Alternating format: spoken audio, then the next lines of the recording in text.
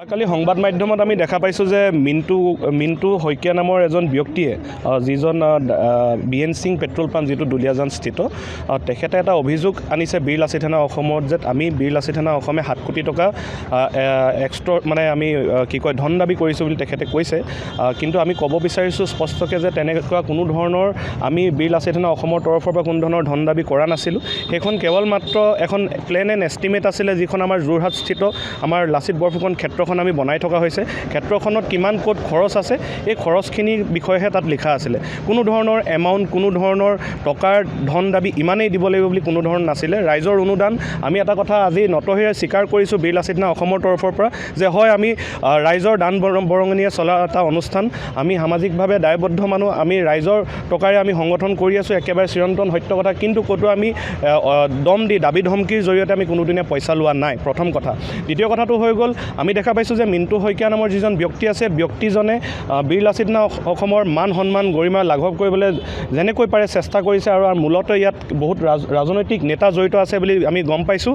আৰু ৰাইজে কোৱাকুৰি কৰিছে যে শংকৰজ্যোতি বৰুৱাৰ কাৰণে বীৰলাচি থানাই যিটো ষ্টেণ্ড ল'লে, আমি কেৱল শংকৰজ্যোতি বৰুৱাৰ বাবে বা আছুৰ প্ৰাক্তন এজন নেতাৰ কাৰণে আমি ষ্টেণ্ড লোৱা নাছিলোঁ, আমি লৈছিলোঁ অসমীয়াৰ পক্ষত, খিলঞ্জীয়া ৰাইজৰ স্বাৰ্থত। যেতিয়া আমি ষ্টেণ্ড ল'লোঁ, ষ্টেণ্ড লোৱাৰ পৰা আমাক যাতে আঁতৰাব পাৰে, কিন্তু তেখেতসকলে বৰ্তমানলৈকে বীৰলাচি থানা কোনো পথৰ পৰা আমাক বিচলিত কৰিব পৰা নাই। আমি ইয়াৰ পৰা তেখেতৰ ওপৰত এখন মানহানি গোচৰ দিছোঁ বীৰলাচি থানা গোলাঘাট জিলা সমিতিৰ তৰফৰ পৰা।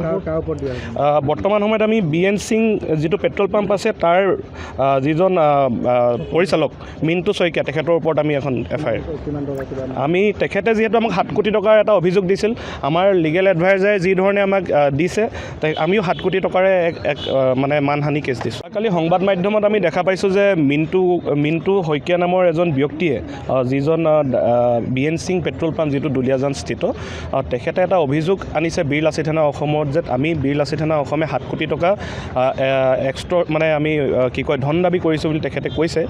কিন্তু আমি ক'ব বিচাৰিছোঁ স্পষ্টকৈ যে তেনেকুৱা কোনো ধৰণৰ আমি বীৰলাচি থানা অসমৰ তৰফৰ পৰা কোনো ধৰণৰ ধন দাবী কৰা নাছিলোঁ। সেইখন কেৱল মাত্ৰ এখন প্লেন এণ্ড এষ্টিমেট আছিলে যিখন আমাৰ যোৰহাট স্থিত আমাৰ লাচিত বৰফুকন ক্ষেত্ৰখন আমি বনাই থকা হৈছে।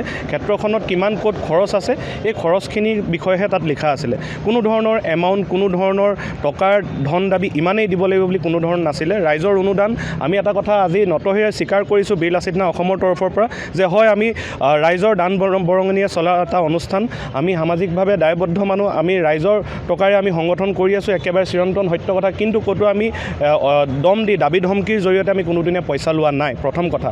দ্বিতীয় কথাটো হৈ গ'ল আমি দেখা পাইছোঁ যে মিণ্টু শইকীয়া নামৰ যিজন ব্যক্তি আছে, ব্যক্তিজনে বীৰলাচি থানা অসমৰ মান সন্মান গৰিমা লাঘৱ কৰিবলৈ যেনেকৈ পাৰে চেষ্টা কৰিছে আৰু মূলতঃ ইয়াত বহুত ৰাজনৈতিক নেতা জড়িত আছে বুলি আমি গম পাইছোঁ।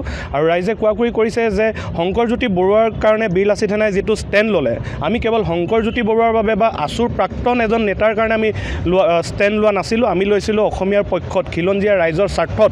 যেতিয়া আমি ষ্টেণ্ড ল'লোঁ, ষ্টেণ্ড লোৱাৰ পৰা আমাক যাতে আঁতৰাব পাৰে, কিন্তু তেখেতসকলে বৰ্তমানলৈকে বীৰলাচি থানা কোনো পথৰ পৰা আমাক বিচলিত কৰিব পৰা নাই। আমি ইয়াৰ পৰা তেখেতৰ ওপৰত এখন মানহানি গোচৰ দিছোঁ বীৰলাচি থানা গোলাঘাট জিলা সমিতিৰ তৰফৰ পৰা।